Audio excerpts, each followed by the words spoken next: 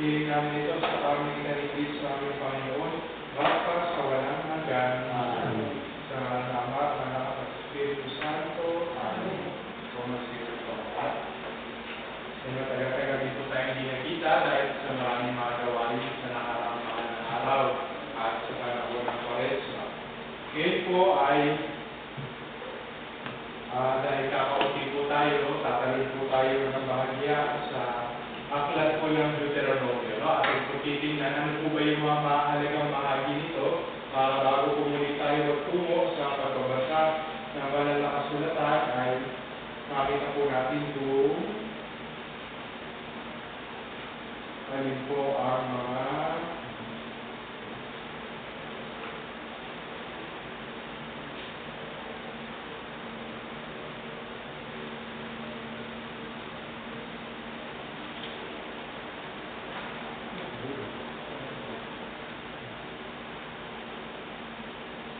alin po yung mga dapat natin tandaan kapag kababasahin po ang aklat ng Deuteronomio. So, aklat po ng Deuteronomio ang pangilang nakita po ba ito?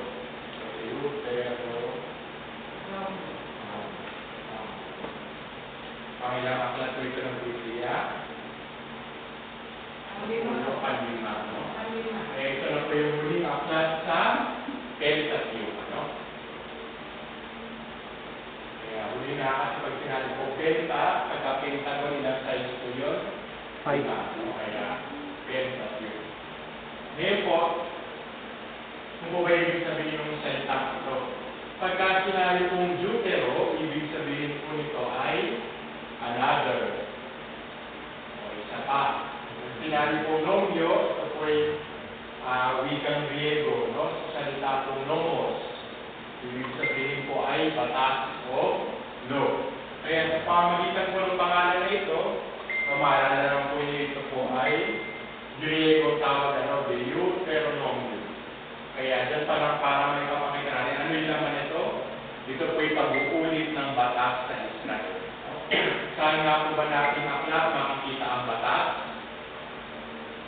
Sa aklat ng Exodo, tapos yung mga batas po tungkol sa pagsamba saan nakikita sa aklat ng Levitico. So yan po yung mga nadaanan na natin. Kaya ito po Deuteronomio halos kamukha po na nakalagay sa Exodo. Kaya dito po sa aklat ng Deuteronomio, huli po natin makikita yung 10 utos ng Diyos. O yung tinatawag po natin Decalogue, no? Yung 10 utos. Yan, huli natin makikita.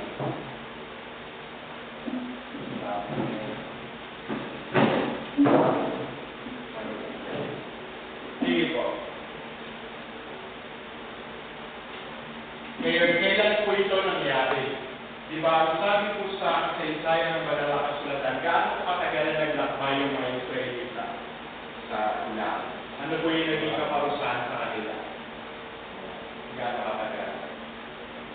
Yan, paano ko ba 20 taon, 40 years. Kaya, ito pong aklat ng Deuteronomio ay nangyari 40 taon matapos ang kanilang pagtawid sa dagat ng mga kampo o dagat na pula. No? So, ito po yung panahon na yun. Yung nila naman yung aklat ng Deuteronomio, yung mga kaganapang nangyari. Ngayon, saan nangyari? Ano po yung setting? Ano po yung lugar? No? Ito daw po ay sa silangang bahagi. Silangang bahagi ng ilog Jordan. Kapag titingnan po natin kung sa bahagi po yan, no, sa teritoryo po ng Moab. Ibig sabihin, ito po ay nasa gawin ngayon ng bansang Jordan. No? So yan po yung nandun sila sa bahagi na yun. Malapit. Kung ito po yung ilog Jordan, tapos ito po yung tinatawag na Dead Sea, ito po yung Jordan, at dyan po banda yung Moab. At dyan po nangyari yung mga kaganapan nito. Ito po, sa isa po ito ng Israel ngayon. Yan. So ito po yung Dead Sea. No? So parang Ito po yung Jordan River, nakalutong po siya sa sila nagkakal. Sa kabilang dulo po ng Jordan River ay tinatawag po na Sea of Galilee. Napunto sa banda. So dito po nangyari sa Moab. Ngayon, ano po ang dahilan? Bakit isinulat po ang librong ito? Dahil ito po ang mga kadahilanan.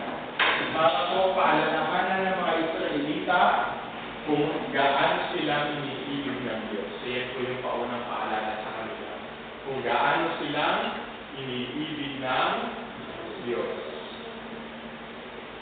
Kaya mamaya makikita niyo po sa mga kabanata ng aklat nito, ang magiging panimula po ay tungkol sa pagpapaalala sa kanila ng kasaysayan ng Israel. Ano nga ba yung kasaysayan ng Israel? Ano po nangyari?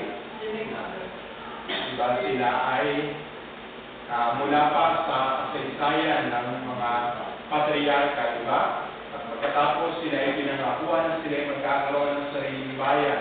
Nakarating sila sa Ehipto dahil iniligtas sila ng Panginoon sa taggutom. Nung tumagal na sila sa Ehipto at sila inaalipin na doon, anong ginawa sa kanila? Sila ay pinalaya. Pinaalala ng Panginoon sa kanila lahat ng yun dahil dito ipinapakita sa aklat na ito kung paano sila iniibig ng Diyos. Kalawa, pinapakita ng aklat na ito ay ano yung mga dakilang gawa ng Diyos para iligtas sila.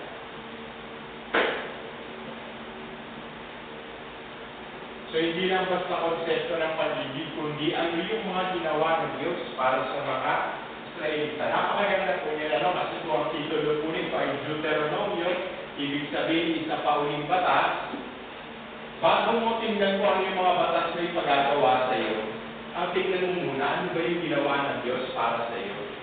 Bago mo sabihin sa sarili na ano ba naman itong Diyos na ito, napakahigpit, ang daming pinagagawa, ang daming gustong dapat namin sundin. Ano ba muna yung ginawa ng Diyos para sa iyo? So yun po yung maganda makita natin kahit practical po sa panahon natin ngayon. Halimbawa, di po tayo basta pupunta lang sa isang lugar at sabihin natin, so saan po utos ng Diyos sundin ninyo ito? Susunod ba yung tao doon? Hindi naman maagad-agad, di ba? Bakit? Saan naman yung Diyos na dahil kung pinagbabawal sa amin, nahihirapan lang kami sundin. Pero kapag nagsimula po tayo sa dakilang gawa ng Diyos, ano yung ginawa ng Diyos sa atin at yung tao mismo, mayroon siyang sariling karanasan na may ugnay niya sa ginawa ni Jesus. Doon masasabi mo na kahit ano pwede mo nang gawin para sa Panginoon, di ba? Masusunod mo yung batas kasi alam mo sa sarili mo na mayroong ginawa ang Diyos para sa iyo. Kumbaga, mababaw man po sabihin na nangungutangan tayo ng utang na loob, pero parang galing ang konsepto. Kailangan nakabaon muna sa puso natin kung ano yung ginawa ng Diyos, saka pa lang po tayo uusan sa ikatlo. Ano po yung isusukli natin sa dakilang gawa ng Diyos? Ano ang dapat natin gawin? Dapat tayo ay maging tapat sa tipan ng Diyos. Paano po may papakita yung katapatan sa tipan ng Diyos? Wala po iba kundi sa pamamagitan ng pagiging tapat saan? Sa batas. Kaya nga po ang Deuteronomio ay another law sa pauling batas. Pero hindi ito panibagong batas kundi pag-uulit ng batas na ibigay na sa aklat ng Exodo at pinalalim sa aklat ng Leviticus. Kaya nga, kung mapapansin ninyo, pagka sinuma natin lahat-lahat, di ba, libro lang ito, nabako na dito, Genesis na lang, saka Numbers. Kaya kapag sinamarize ko natin itong 5 libro na to, ano ang tawag ng Israel dito? Diba? Ang tawag nila ay Torah. Ano ibig sabihin ng Torah? Yan. At nang kundi ang mga utos ng Diyos. No. Yan po ang dahilan. Kasi kahuli-hulihan na ito pa rin ang binabalikan. Napakahalaga po yan sa mga Israelita. Yun nga lamang po, pwede rin namang mangyari sa kabilang banda na pwede na naging napakamasunurin po natin dito sa batas. Pero mawawala naman yung pagtingin sa dakilang gawa ng Diyos. Ano mangyayari? Yan po yung nangyari sa mga inabutan ni Jesus sa Ebanghelyo. Diba? Kaya ba't niya nakaaway yung mga tao sobrang higpit sa batas? Kasi dito na lang sila natuon. Nawala nitong dalawang ito. Diba? Hindi lang po siya naging tanda ng pag-ibig sa Diyos. Diba? Anong tawag natin sa wikang Ingles? Naging legalistic o legalistic. Diba? Kaya sinabi natin legalistic. Basta kung ano yung nasa batas, salita per salita, word for word, yun ang kailangan natin sundin. Kahit ano pa mga circumstansya natin, kailangan sundin ang batas. Kaya naging legalistic. Kaya nagalit kay Jesus. Hindi dahil nagagalit sa batas. Diba sabi naman hindi sinarap na pa rin para baguhin ang batas, kundi ito ay tuparin. Kaya may iugnay naman natin yan sa turo ng Panginoon. Kaya ano po ba yung masasabi natin na may ikling buod ng aklat ng Deuteronomio para hindi po tayo naligaw sa pagbabasa nito? So ano po yung mga mahalagang detalye sa buod? Sila ay papasok na sa lupang pangako. Dito po sinasabi pumapasok na, ang sabi ay papasok. Kasi nga, malapit na sila. Yan, nasa kabila na sila ng ilog, Jordan. Papunta ng Israel. Kasi siyempre, hindi pa naman nila tinatawag ng Israel yung lugar na yun. No? Tawag nila ay Canaan. Sunod po ay mapapakinggan po ng mga Israelita dito ang tatlong mahalagang parang speech, paalala, pagpapahayag mula kay pagpapahayag mula kay Moises. Ito po ay mahalaga. Bakit? Kasi alam naman po ninyo, sa dulo po ng aklat na ito, ang mangyayari, si Moises ay matitigo. Bumamatay. So, ito lang po, masasabi natin yung pinakabili ni Moises sa mga Israelita.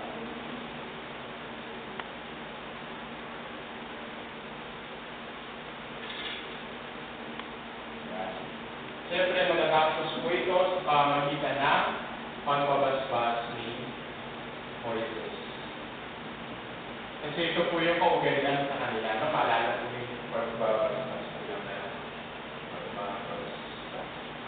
Naalala po ninyo yung kay Jacob, sa kanyang amang si Isaac, para maipasok po yung pamana nung parang ginagawa, pagbabasbas.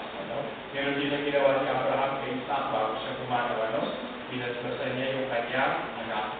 So, ganyan po ang pagpapamaalam ng mga Israelita dahil si Moises po ay pinuno ng Israel bago siya mamatay kanyang binasbasan ng tao.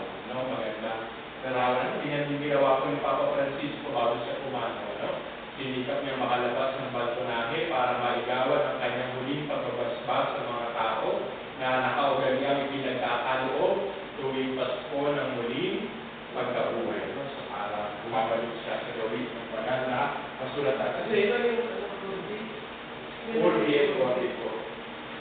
So, yan, mamaya na natin dahil sa. So, yun. Siguro dahil ang isang tao naman kung nasa ganung gulang na humihina na, nararamdaman niya po marahil kapag malapit na rin ang kamatayan. Kaya ikaw po siguro kapag kabiglaan yung pagkamatay, hindi talaga nararamdaman. Hindi yung ganung unti-unti humihina, So, batid nila kaya ibinibigay nila yung kanilang pagkawasak. Tawag po dun sa ipinagkaloob ng Santo Papa po ay Urbi.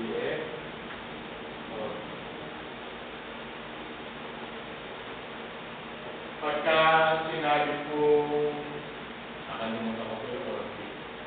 Pagka sinabi po, ito po ay ibig sabihin po ito ay lungsod. Tingnan naman po natin mga maraming detalye na magkakit sa mga maraming ulang.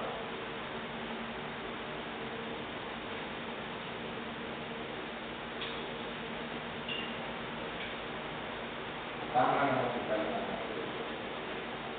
Kapag sinabi po Urbi ay lungsod po, so the city of Europe po yan ay lungsod ng Roma. Kapag sinabi po Urbi, ito po ay para sa mundo, Urbi ay world, para sa lahat.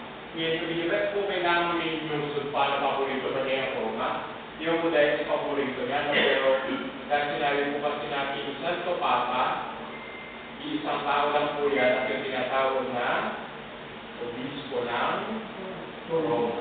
So, ang obispo kung kauna po, obispo ng Roma ay wala po ibang kundi si San Pedro.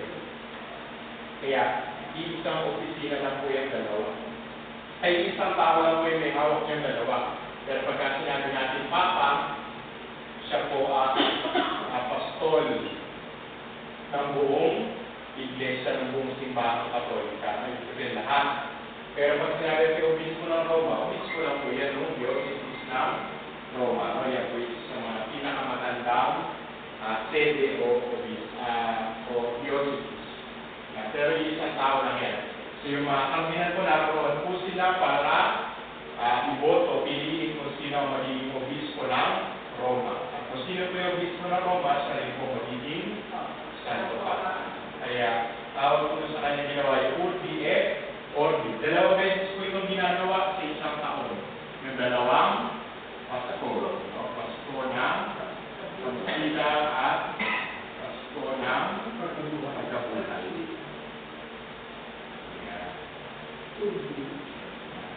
Sa Luzon at sa buong mundo. May tanong po ba kayo? Mas kailangan po kasi ay pinabalikan po talaga yung mga detalye para mas madaling basahin yung aklat. Sa ewan ko po, pagka binasa niyo po yung Biblia, di ba parang pag pumasok po kayo kaagad at hindi niyo po alam yung kabuang buo dito. Di ba parang hindi po siya isinulat kagaya ng paraan ng pagsulat natin ngayon. Mga nobela po ngayon, sinisikap nila maging malinaw yung pamamaraan, ano?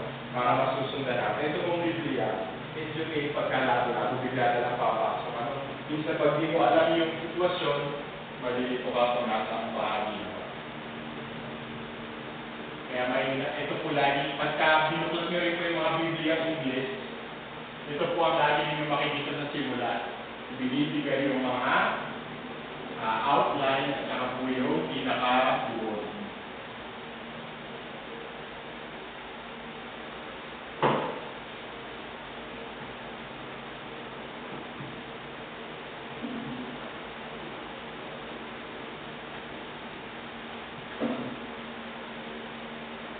Tingnan naman po natin yung tinatawag po outline. No? So tatlong, maaari pong hatiin po ito no, sa ang ilan nga po beses sa si Moises, 3 beses. Ano? Kaya yun po yung maaari maging 3 hati ng aklat na ito. So yung unang pagpapahayag po ni Moises,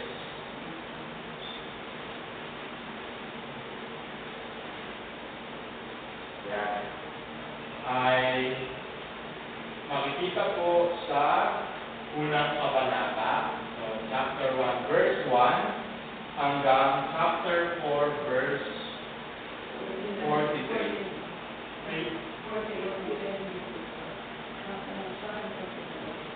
Yung ano lang po, yung unang pananalita ko, yung 43 lang.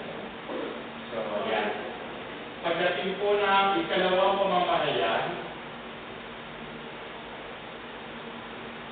pagpapahayag, yan po ay magsisimula dun sa karugtong. Chapter 4, verse 44 hanggang 26, verse 19. Yan po yung ikalawang pagpapahayag. No?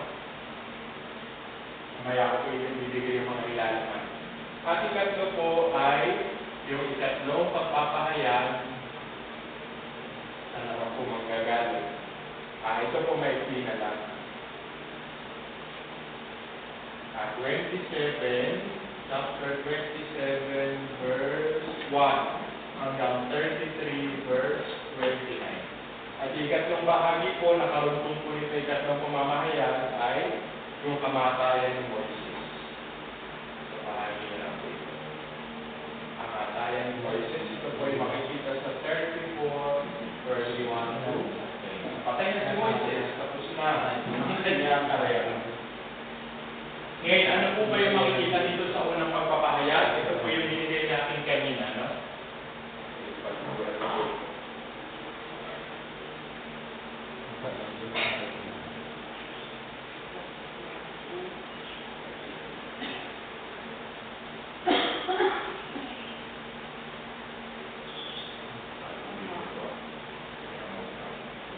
ano ito? Ito po yung pagpapaalala ng kasaysayan ng Israel. So yan po ang laman ng unang pagpapahayag.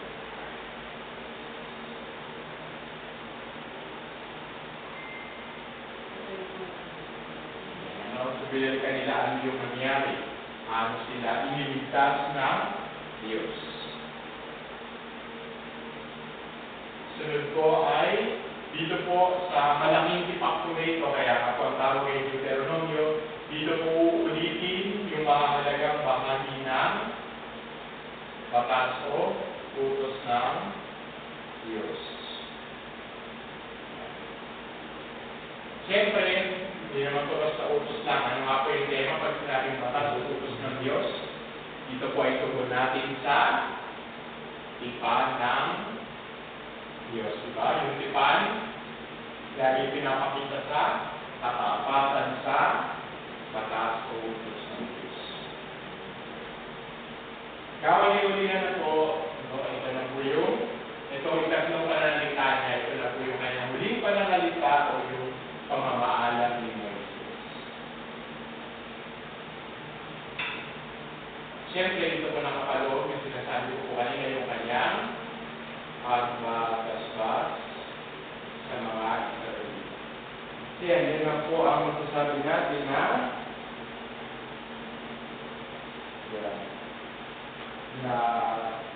ilan naman po na aklatan. Kaya makikita natin na dito malaking bahagi. Kaya po ang tawag ay Deuteronomio. Nakalimutan na, no? Sinabi pong Deutero, ibig sabihin another, no? Makalimutan ko. Pag sinabi pong nomos, ibig sabihin po ay law o batas.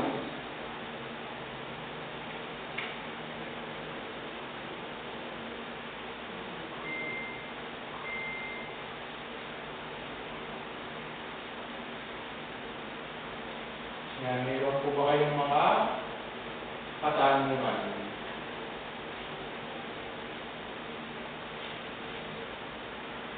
Titignan po natin yung ilan sa mga tema.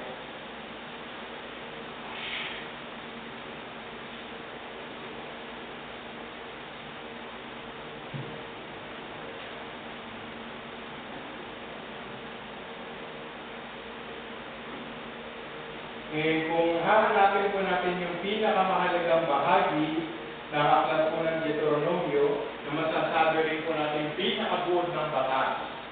No? Tignan po natin makikita sa Deuteronomio. Ito yung paulit-ulit. Saan po makikita ang kabanata yan? Okay, basa po yung 6 verse 4 to 9. Ito po ang kabisado na dapat ng lahat ng mga Israelita. Okay po. Makibasa po.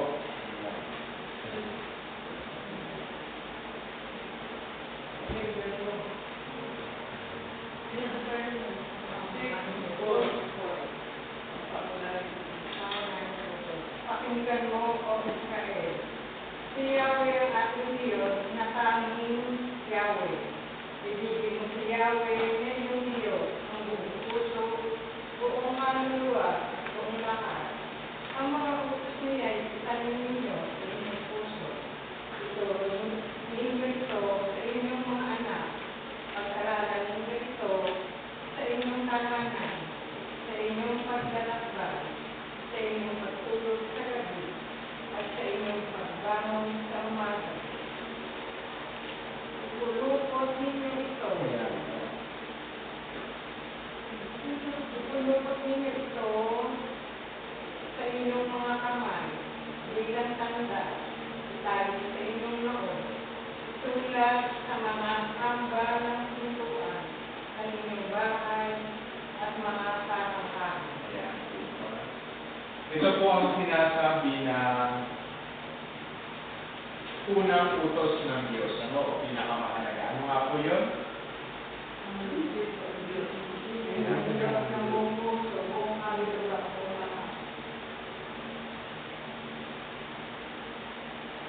Di ba pagka pagka sinusuma po natin yung batas, dalawa po ang ibinibigay, no?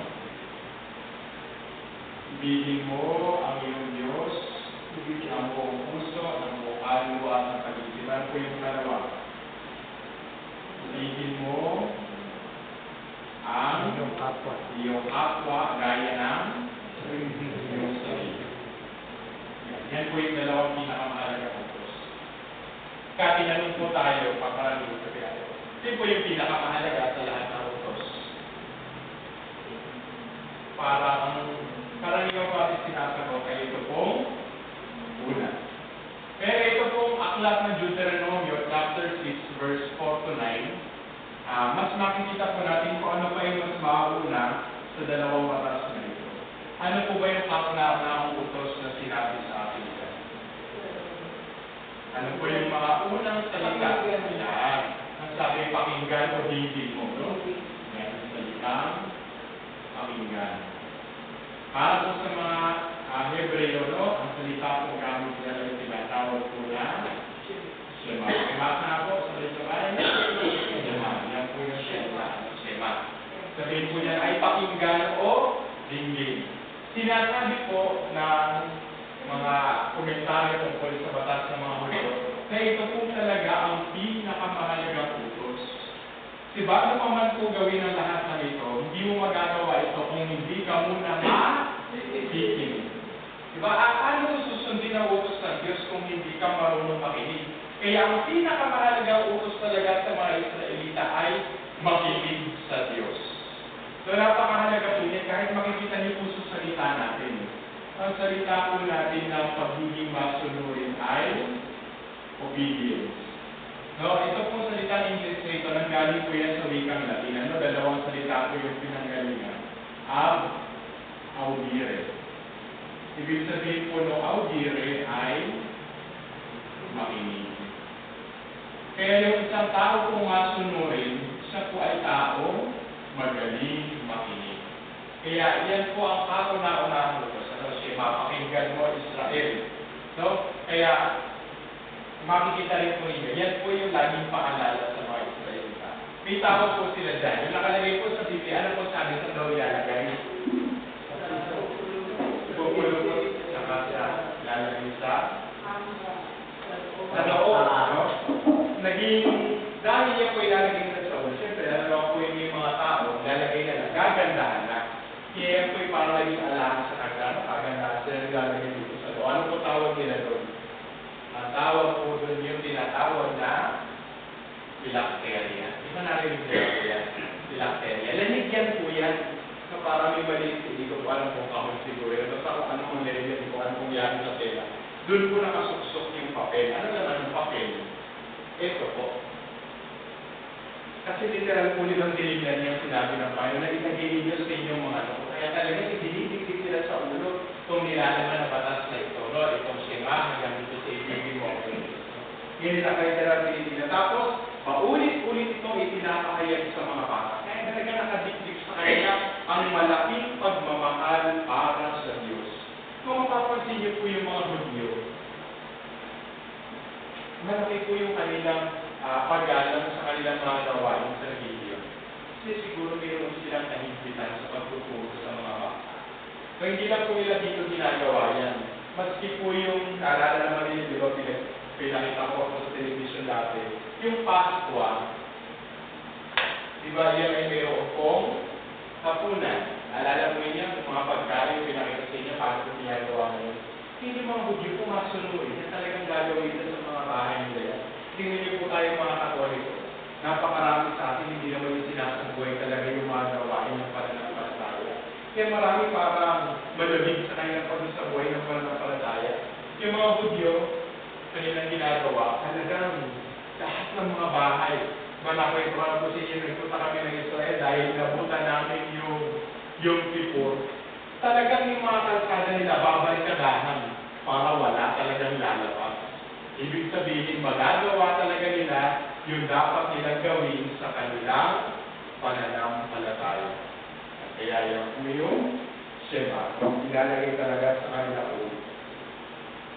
Kaya walang makakalimot sa kanilang Diyos. Sa buong Paskwa, Ano po ba yung ginagawa nila dyan na maganda maalala natin? Maalala po ninyo yung kinain sa ating saklat na Exodo ng Wednesday. Diba doon po ipinaalala sa atin yung pagtawid. Ito po napakaganda. Pag Paskwa, bago po sila kumain, kaya talagang hindi nila makakalimutan dahil napaka-personal na karanasan ito para sa kanila. Bago sila kumain, yung batang lalaki sa pamilya, magtatanong siya sa kanyang tatay. Ganito po lagi ang hindi. Taon-taon naman ginagawa, pero lagi gano'n. Tanong niya, Ama o Tatay, ano po ang pinagkaiba ng gabi ito sa lahat ng mga gabi? Kayo na po makakaalala. Ano ba nangyari sa gabi niyo, sa gabi ng Paskwa, sa gabi ng Pagtawid? Diba? Ano bang naalala niyo nangyari? Diba nung sila ay kumain na gabunan at sila ay nagmamagaling. Kaya, yung karanasan nila na yung buong buo, bakit? Kasi di ba may kaakibat na pagkain yung mga bagay? Ano yung kinakain nila sa hapunan na yun? Di ba yung tinatawag na bitter herbs? Ayan, ano? Yung mga mapapait na gulay. Bakit? Para ipaalala sa kanila yung kapaitan ng kanilang naging pagkakaanito sa Egypto. Kakainin nila yun habang narinig nila yung sa laysa. Kaya napakaganda na tayo ng pagbubog sa mga bata. Parang magandang inspiration para sa atin. Kasi makaminin naman natin sa hindi, bagamat marami po sa inyo nakikita nagsusumikap na magturo sa mga kabataan. Kasi ba isipin ninyo dapat yung mga magulang yung naong na nagturo sa kanila. Pero tingnan ninyo, ano ba alam ng mga bata na tinuturuan ninyo? Di ba hindi marunong magdasal yung marami, lalo na sa public school. So makikita ninyo, marami talaga napabayaan sa pananampalataya.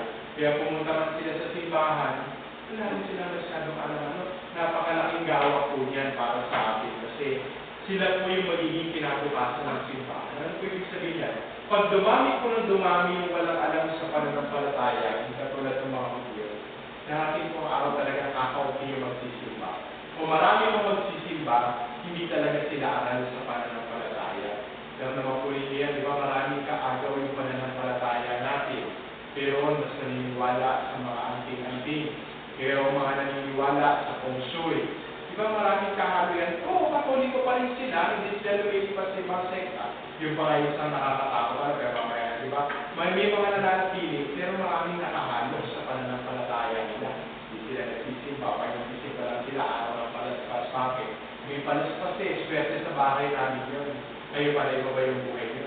Lagay niyo palaspas sa bahay.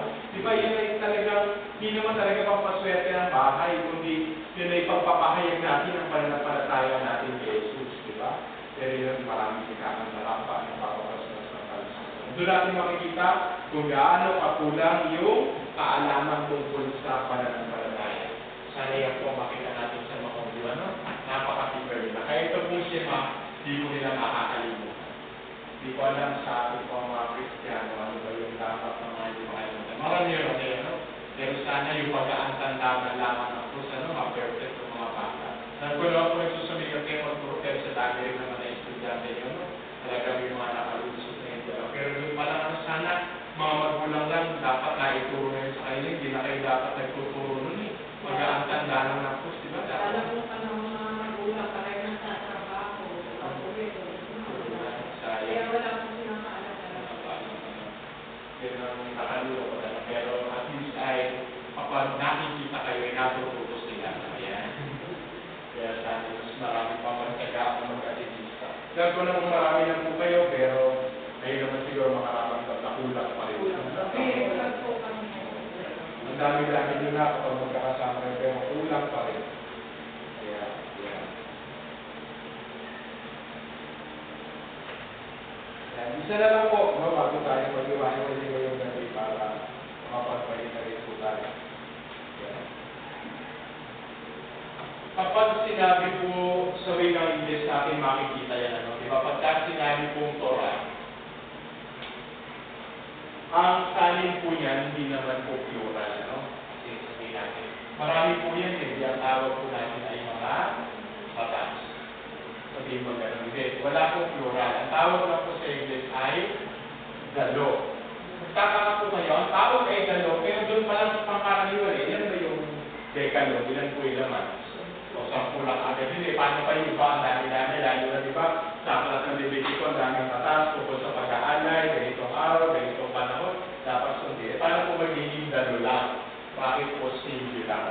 Bakit po ba yan yung pangkaraniwang sinasabi? Ang batas, o kaya ang utos ng Diyos. Bakit the law? Kasi po, ang nais kong tingnan, hindi po yung dami ng batas na kailangan sundin, kundi yung tinatawag kong commitment o katapatan. Di ba yan po yung mas mahalagang maalala natin? Gaano ba tayo katapat sa Diyos? Gaano ba tayo katapat na sundin yung kanyang kalooban? Gaano man ito karami? Kaya dapat meron tayong tinatawag na total commitment. Ibig sabihin, ipagkakatiwala talaga ang buong sarili sa Panginoon. Yan po talaga ang kahulugan ng pakikipagsipan sa Kanya. Diba ano ba yung nilalaman ng tipan bago natin makalimutan?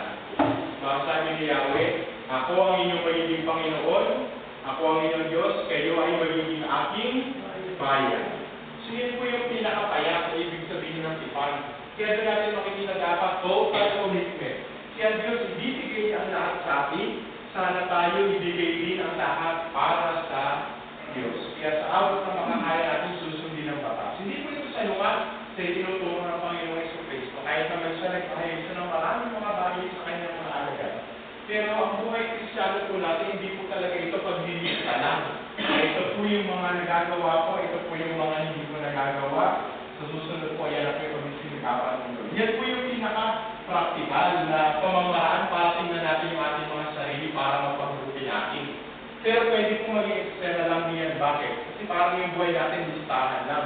So yung mga nagagawa ko, ito hindi ko nagagawa. Pero isang magandang tingnan natin sa ating pong kalooban, ano ba talaga, gaano na ba talaga kalalim yung ating pagsunod sa Diyos?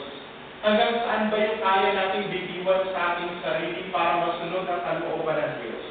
O hanggang saan yung kaya nating kapitan para lamang magtiwala sa Kanya? No? Yung po yung tinatawag na total commitment. Kaya ang salin po ay batas. Hindi basta mga batas lang, kundi ang batas sa kaubuan ay yung katapatan sa tipan. So, yan po ang mga nilalaman ng aklat na Deuteronomy. Mga katanungan po ba kayo? Kaya habang nagbabasa-basa po kayo, yan po yung maaaring yung balikan para mas maunawaan niyo po ano nga po ba yung nais na sabihin sa atin ng aklat na ito. So, wala po kayong tanong ngayong gabi. Napakasi po kasi tayo ng matagal na panahon ng mga okay lang naman po ito, taxi na po ito, no? Susunod na rin po, susubukan po natin basahin yung mga paunang kapanahon. Pwede nyo rin pong basahin kasi nakita na kami ninyo paano bang dapat pagawalin yung mga bahagi. Ito lalo na po ito nakaliligaw kasi magkakabili po lang po na so pero din na may iba na pala na lahat. Kasi yan po yung isipin po ninyo at sa inyong isip. Nara po tanong? Kahit po po sa ibang bagay. In relation sa pag-develop ng batas, yung po bang mga panutunan ng turo nila Plato, Aristotle, Socrates, marami ng tao bago ng pagkikinan. No thyself, matamasa ng sa kapwa. Ayun mo ba'y panahon na ng source ng batas? Ang source po ng batas ay wala po iba kundi yung kanilang mga sariling karanasan. No? Karanasan at sariling pag-iisip. Kaya ang tawag po sa mga yun ay filosofiya. Yung pag sinabi po natin filosofiya, yan po yung ating pagninilay sa kanila pong sa kanilang pag-aaral, yung kanilang pagninilay sa mga nangyayari sa kanilang kapaligiran. Ibig sabihin, ano kanilang ginamit dito? Yung sarili nila, isipan at kakayahan. Tayo rin kaya natin o pagka-halimbawa sa karanasan natin, meron tayo natututunan. Ang tawag ko na pag-filosofiya, hindi po yun sa lugar sa ating buhay para ng palataya. Pero ano na po pinagkaiba yan pagdating sa batas ito, no? Diba, maalala po ninyo yung mga kauna-una ng malapit pinag-aralan, lahat ang banal na kasulatan po ay kaugnay yung tinatawag nating divine revelation.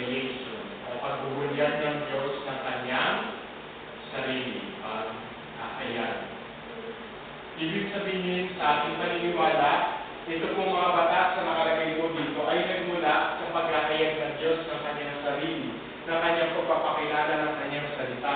Kaya hindi lang po ito basta paglililay ng mga tao sa kanilang karanasan sa kapaligiran, kundi sa pamamagitan, lalo na sa ating mga Kristiyano, sa pamamagitan ng paggabay ng banal na Espiritu, inihayag po ng Diyos yung kanyang plano para sa mga tao sa kanilang puso at kanilang karunungan, no? Sa kanyang pamamahayag. Kaya ito po ay galing sa Divine Revelation. Ito po galing po sa kanilang karanasan. Kaya pagka ito po mga batas sa teolohiya na galing sa Biblia, ang tawag po natin dyan ay Divine Positive Law. Yan, galing po sa Diyos. Dahil yan po ay inihayag niya sa atin. Kaya hindi po mga tao ang nag-isip. Lalo na po sa panahon natin Panginoon sa Kristo yung kanyang mga pinahayag. Halimbawa po yung Beatitudes niya para alam natin na talagang direct yun sa salita ng Diyos. Yung mga Espiritu ko kasi gumagawa rin sila ng batas. Saka ano sa kakaiba nila sa mga Saducees, saka sa mga Pharisees. Okay.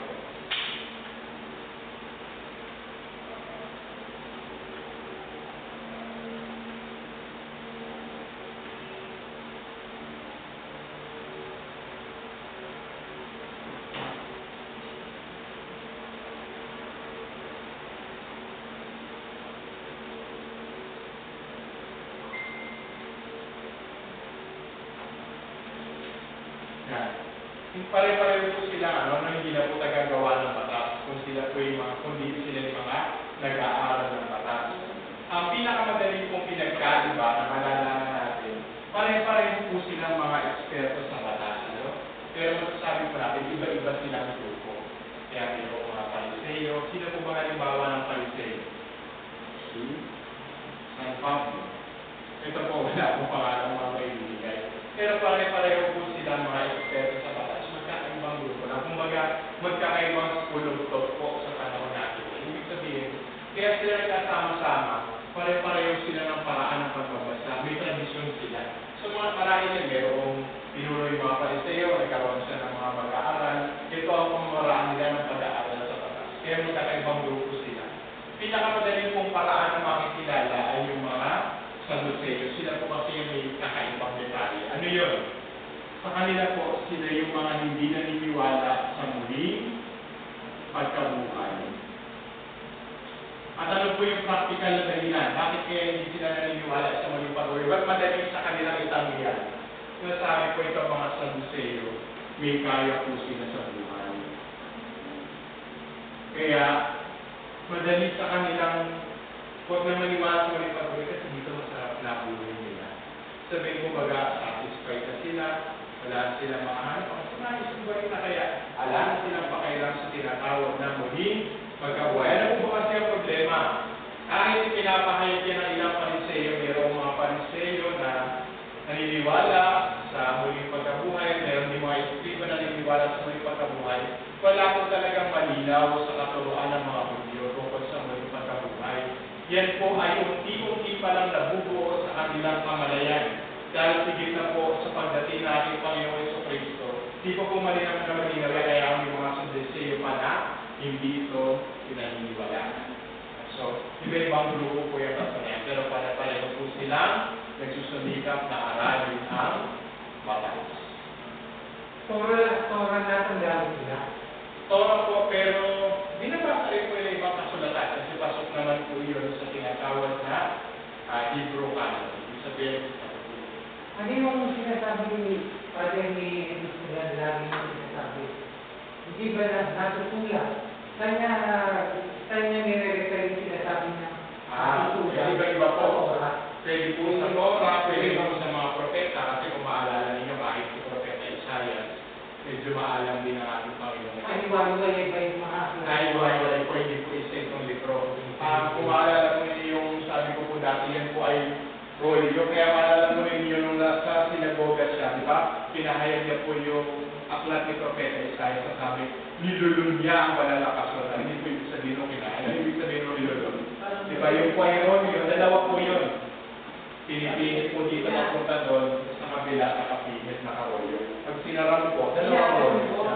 Binabalunggol, ano, pa yung papel. Isa po, napakahaba nun. Kaya yung marunong po magbukas ng banal na kasulatan, kamang-hamang ka. Kasi alam niya kung gaano dapat kakapal yung kaliwa at kung gaano kakapal yung kanan para matagpuan mo kung anong bahagi na ng banal na kasulatan. Kaya maalala nyo si Cristo, matalino siya. Bakit? Alam niya kung saan niya natin. Hindi nagkaroon ng bakit. Wala pa pong numero nun ng mga first. Diba naalala niyo, pinag-usapan natin yan? Kailan pa nabuhay ito? Nung na-print na yung Biblia, ang Biblia po ng mga Hudyo, wala po yung bilang. Talagang nakaroy po yan po, ikaw mo Biblia at hanapin mo, kung sa inyo hanapin mo. Tingin-tingin sa iyo, bawat aklat sa Biblia.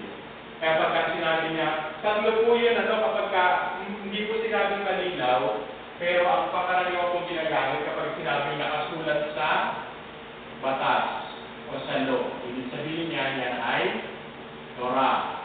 O kaya kapag sinabing nakalagay sa mga kasulatan, ibig sabihin nun ay writings. Ano po ito?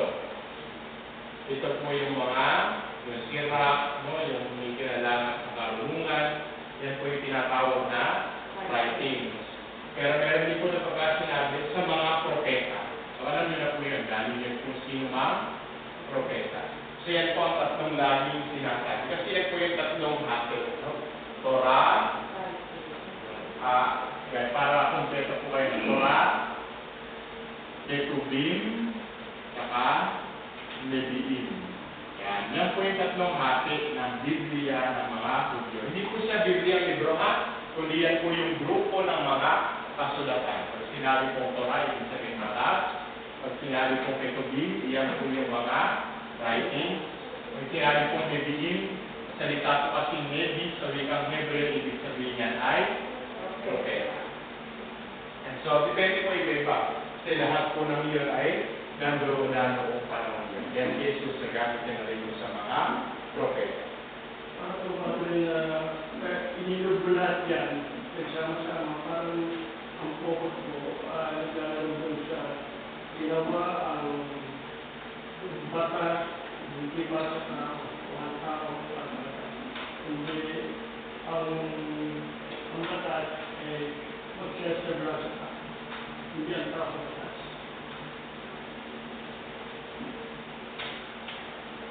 Di ba ako matanong? Kung wala na po ay, magsilayo na po lahat para tayo makawin pa ako. Nagkakinig pa rin kayo sa sila. Hindi po sa ngalan ng Ama, ng Espiritu Santo, pagkatiwala po natin ang kaluluwa ng ating Biblia na si Papa Francisco sa ating ng si Maria. Tayo po lahat. Kabahagi po Maria, kung panahon ng Diyos.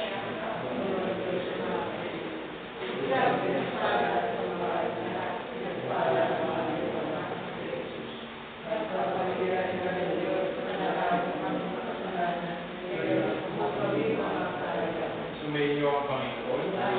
Paglain kayo ng mga Panginoon Diyos sa Anak, Espiritu Santo. Amen.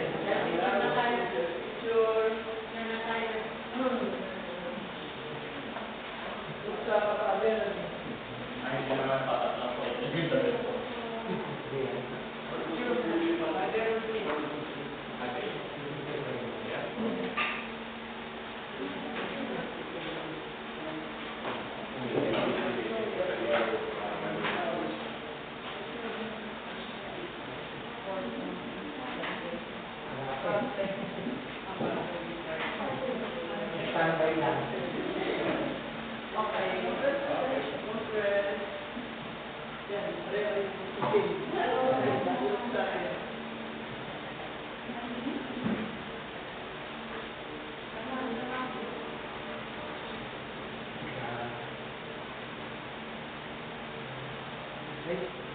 Mabuk.